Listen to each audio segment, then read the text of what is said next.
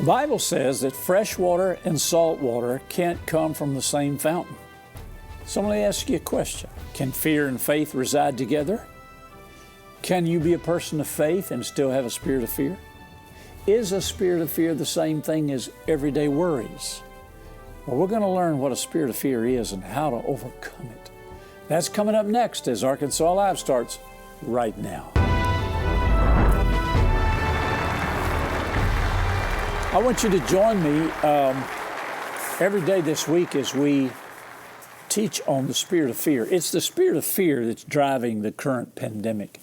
You get the fear out of it, and the virus is already taken care of because of Jesus' blood sacrifice on Calvary. By His stripes, we are healed. We were and we are. But the fear is what's driving this thing. And fear produces authority, power, and money. It's the same pattern, no matter how you introduce it, what theater it's playing in. Fear produces authority, power, control, and money. I dealt with just a little bit of that yesterday. But I want you to go to 2 Timothy chapter 1 and verse 7, and we'll identify what we're talking about here. The Apostle Paul, writing to Timothy, says, "For God has not given us the spirit of fear." Underline that. But God has given us of power, love, and a sound mind.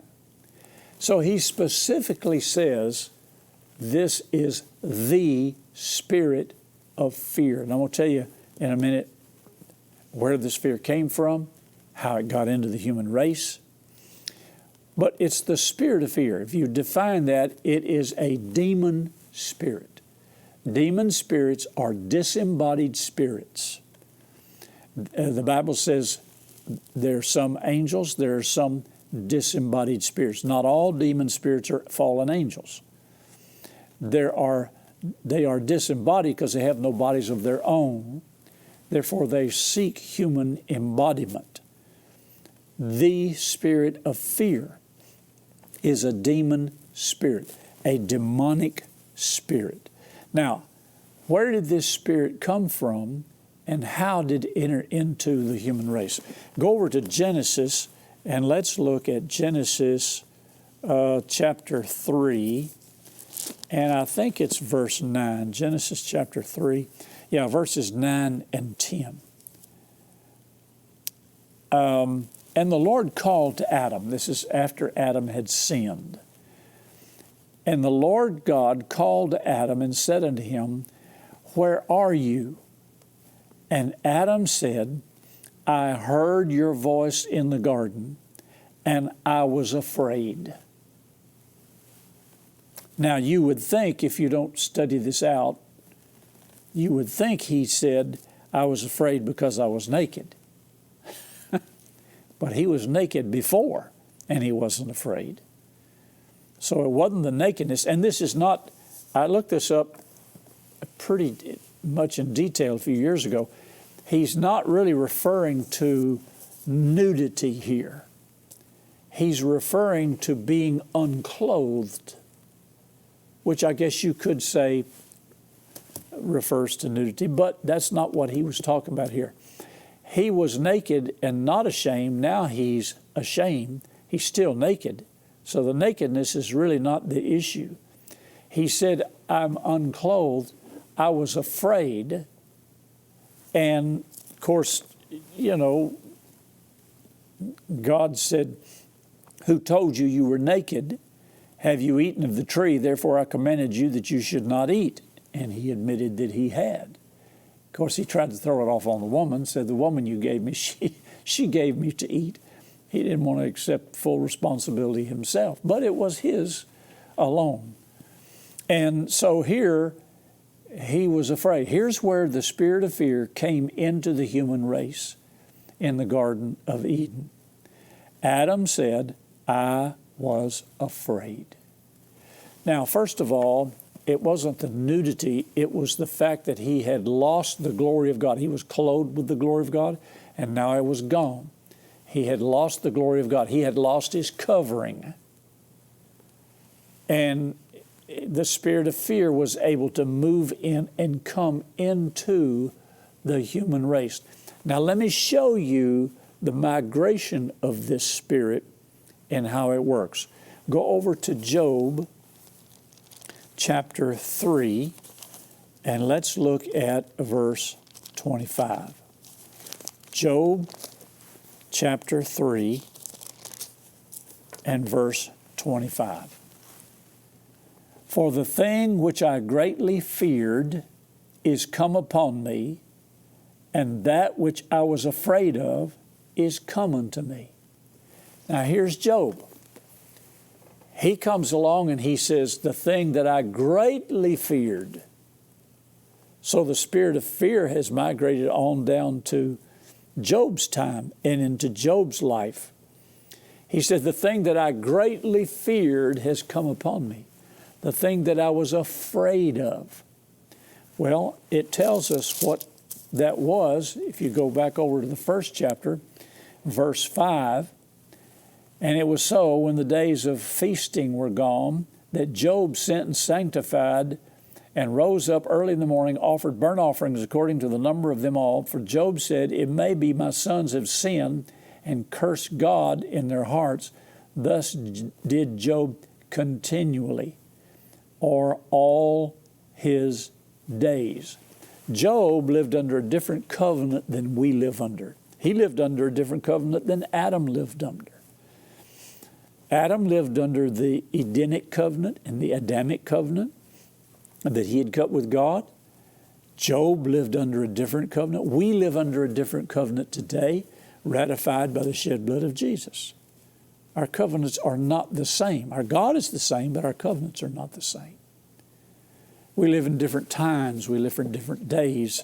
We live under different covenants. Well, Job was making sacrifices for fear that his kids had sinned. He said, the thing I greatly feared has come upon me. And Satan alluded to that when he accused Job to God and said, does man serve you for nothing? You've built a hedge around about him and you've blessed him. Satan was accusing Job to God. God wouldn't go for it. Job was not a taffy pull between God and the devil. They weren't bargaining over him.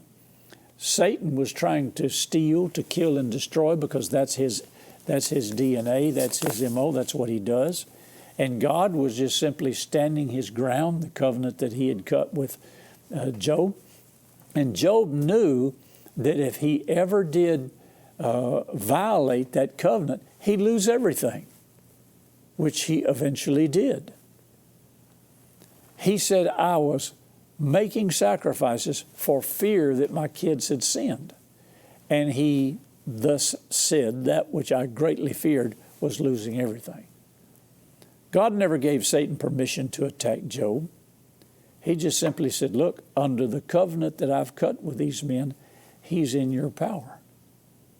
So it wasn't God that gave Satan permission. It wasn't God that attacked Job. It was Satan himself. And the way he was able to do it was because Job had broken down his hedge that God had built around him, protection, blessing. Job had broken down his hedge with fear. Now, let's take this knowledge that we have, let's take this truth and let's apply it to our daily situation. The more you listen to the secular mainstream media, ungodly media, I might add, the more you listen to social media and everybody's opinion and all the YouTube stuff and everything that's out there, the more confused and confounded you're going to get. And Satan's going to use that to perpetrate fear in your life. I am told, I can't verify this, but I've experienced it in my life. I am told that animals, especially dogs, can sense fear in a human. They can sense your fear. And that's why some dogs attack people, is because they sense that fear. I have also read medical reports that stated that if a person has fear in their life of a disease, that fear in their life for that disease will actually open the pores of their skin to the extent where your body will receive the disease into itself for fear. Fear is dangerous. Fear is demonic. And fear is what Satan uses to steal, kill, and destroy. If you're afraid, if you're fearful of something, you need to find out why. And I'm going to give you the symptoms of fear. The Bible is very full and complete on how fear manifests itself. And we do dumb things as humans. We conjure up these fears. We play on these fears. We use these fears. We stupidly teach our children to be afraid. We talk fear. Well, I'm afraid if I do this. Well, I'm afraid we can't go over there. Well, I'm afraid I'll do this. I'm afraid. And we build this fear on the inside of us because that's part of the fallen nature of man. The Adamic nature that we've just read about in Genesis chapter 3, where Adam said, I was afraid. Fear came into him after he had sinned. And we've perpetrated that all through the human race. Don't talk that way. Don't say, I'm afraid of this. I'm afraid I can't go over there. Well, I'm afraid if I do this. Don't use that word afraid or fear. Find some other way to express yourself, eliminating fear, the opportunity for coming in. Don't teach your children that. So we have conjured that up. We have taught it. We've rehearsed it. We've perpetuated it through generation after generation after generation. And that's how Satan has used it against us. The spirit of fear is what's driving the pandemic. It drives it. It drives it. It drives it. And then you have all of the unscrupulous people that are using fear for their gain, for their profit. If I can get you to fear something long enough, hard enough, and then I can offer you an antidote to the fear, then I can sell 1 million cases of it. I can sell it to anybody because I've created the demand for it with fear. And, all I have to do is repeat it enough times, get you to hear it, to watch it, to whatever, to get you to where you'll believe it. And you'll pay any price. You'll do anything. You'll vote for anybody. Are you following me? Listen. You'll vote for anybody. You'll pay any price. You'll buy any product. Fear is a motivator. Fear is bondage, though. The Bible talks about it. Bondage to death. So that's why I'm dealing so strongly with the spirit of fear, to show you what it is, how it works, and so to teach you how to overcome it. Because it's already been defeated. Jesus has already defeated Satan, made a show of him openly, triumphing over him in it. And he has defeated the spirit of fear. He charged his disciples many times. One time in particular, when they were out in the Sea of Galilee, and a storm came up, and Jesus was asleep in the bow of the boat. And they woke him up, said, Master, we're perishing here. And he rebuked them. Oh, you of little faith. And he spoke to the wind and the waves. And then he said, why didn't you do this? Why didn't you speak to it? Where's your faith? They were fearful and afraid. When Jesus appeared on the shores of Galilee after he'd been raised from the dead, they're out in the sea fishing, and he appears and they're afraid. It's the Lord. Satan is using this spirit of fear. So fear entered into the human race in the garden. Fear is continuing in the human race. Here's Job making sacrifices for fear. Now, let's go over to Job 4:14, And let's see what the Bible has to say about the symptoms or the manifestations of fear. Job chapter 4, verse 14. Fear came upon me, and trembling, which made all my bones to shake. Then a spirit passed before my face. The hair of my flesh stood up. Sounds like a horror movie, doesn't it? Notice the symptoms, the manifestations of fear. Job said, fear came upon me. The marginal reference says, fear met me. Now, there's a difference between being startled. We do dumb things like stand behind a door and jump out and scream somebody, and they jump, that frightened me, or that scared me. Usually they'll go through the whole phrase, that scared me to death. That's a sign that you're speaking wrongly. But we're so geared that way, we're so taught that way and trained that way. And so fear met him. He met fear. Fear met him. Fear came upon me. Notice, the fear came on him. And trembling, which made all my bones to shake. I've seen this. Have you ever seen anybody so afraid they're trembling? Maybe that's happened to you. You're trembling. Your bones are shaking. That's the spirit of fear. That's the manifestation of fear. Then he goes on and he said, a spirit passed before my face. The hair of my flesh stood up. And we've said those kind of things. I tell you, it made the hair on the back of my neck stand up. I was so afraid. And they began to talk the fear. And they describe the symptoms of fear. I heard a minister on VTN the other day, and he said, he was talking politically, and he said, if the wrong person gets elected in this next election, if the wrong person gets in office, this country is finished. You ever heard anybody say that? I've heard several people say that now. If the wrong person wins the White House, if the wrong person becomes president, this nation is finished. Of course, they're talking about the liberal, the socialist. They're talking about those that are anti-American.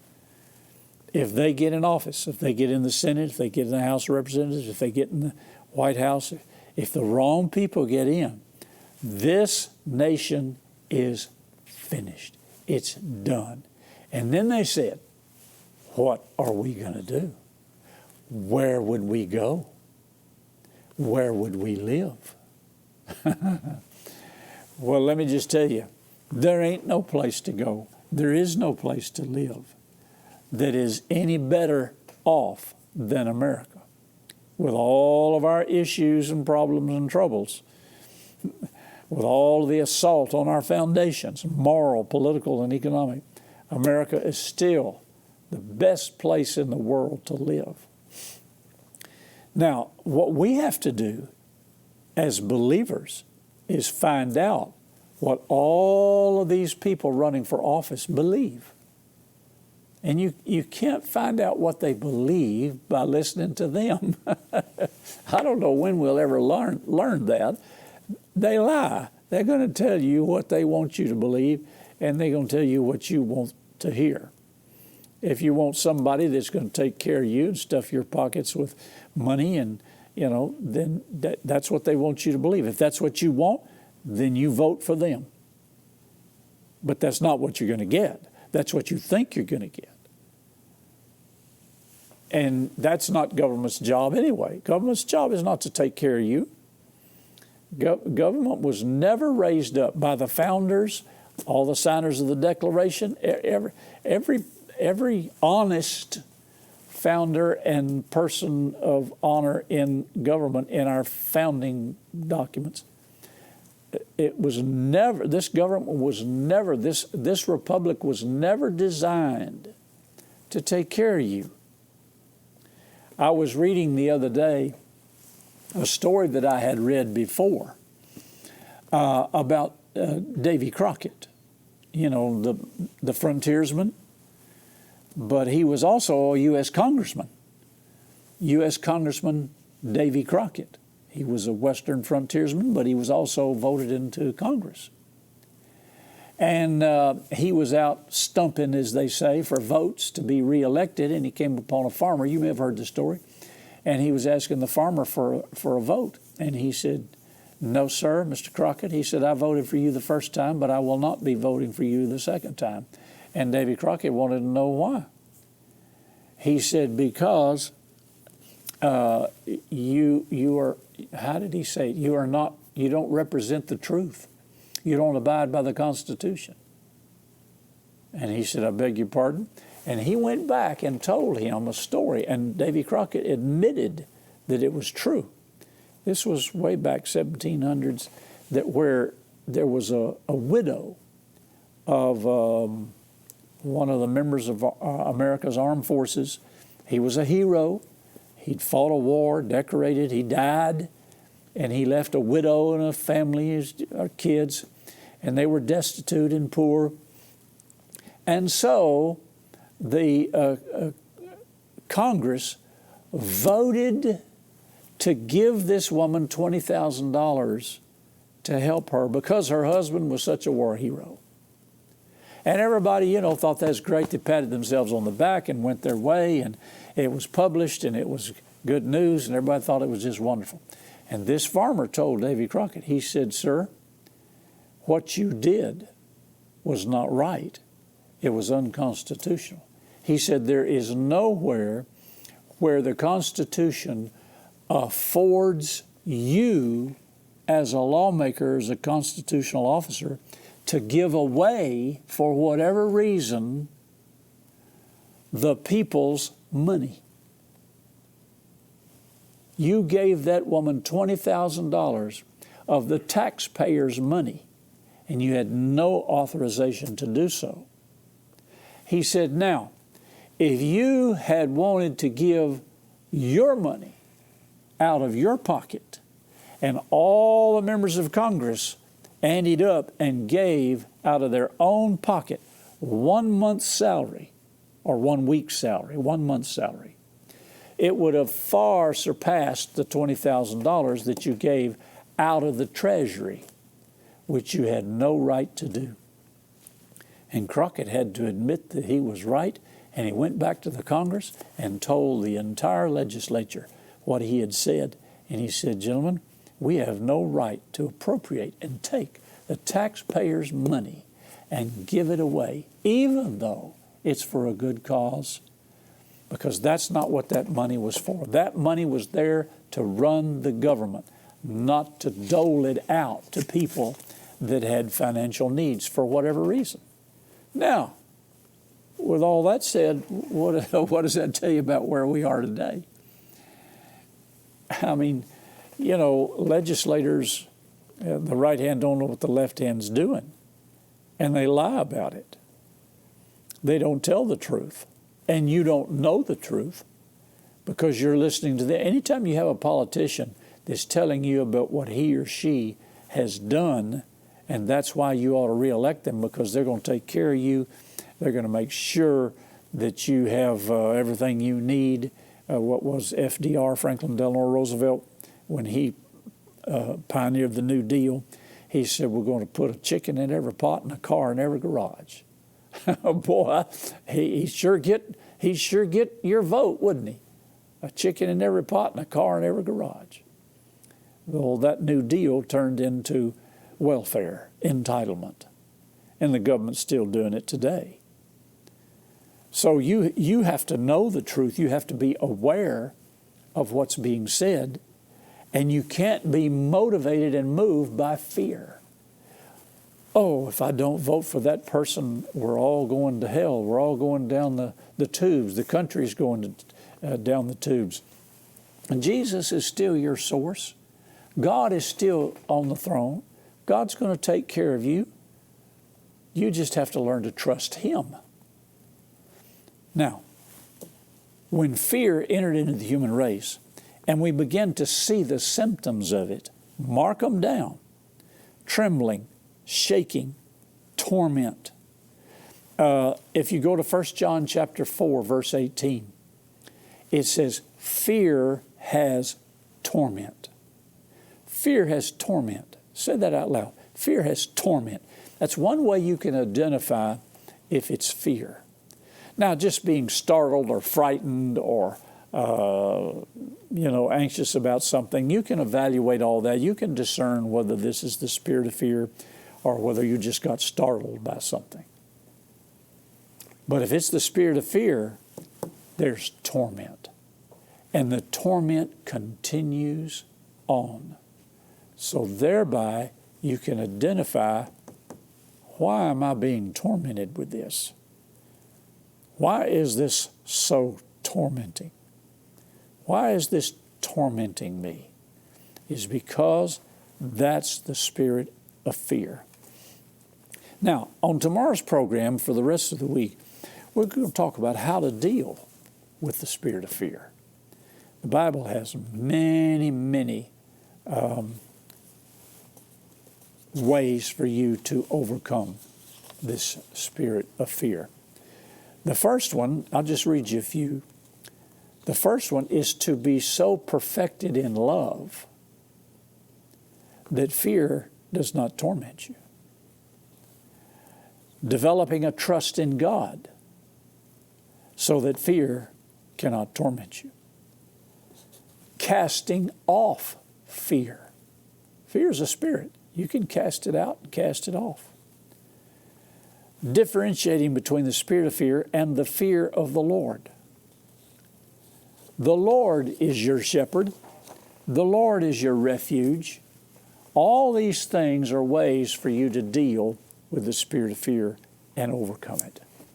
So join me for tomorrow's Arkansas Alive. And remember, Jesus is Lord of Arkansas and wherever you're watching too.